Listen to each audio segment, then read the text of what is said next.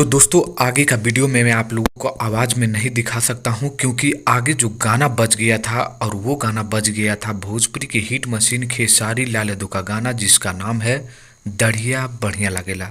सबसे पहले तो आप लोगों को बहुत बहुत कॉन्ग्रेचुलेसन क्योंकि आप लोगों ने इस गाने को ट्रेंडिंग नंबर 1 पे पहुंचा दिया है। ये बहुत ही बड़ी बात है। अब आप लोगों को एक वीडियो दिखा रहा हूं जहां पर आप लोग देखिए, कमाल का वीडियो है जहां पर अखिलेश कश्यप और विवेक सिंह आप लोगों को नजर आ रहे होंगे।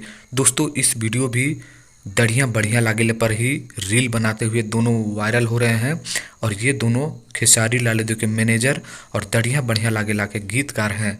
तो आप लोग भी अपना प्यार रील के माध्यम से बनाइए। और जो अक्षरा सिंह का रोड शो में गाना बज गया दढ़िया बढ़िया लागेला, इस पर आप लोगों का क्या कहना है कमेंट करिए और इस रील के बारे में क्या कहना है ये भी कमेंट कर दीजिएगा। चलिए मिलते हैं नेक्स्ट वीडियो में दोस्तों, तब तक के लिए।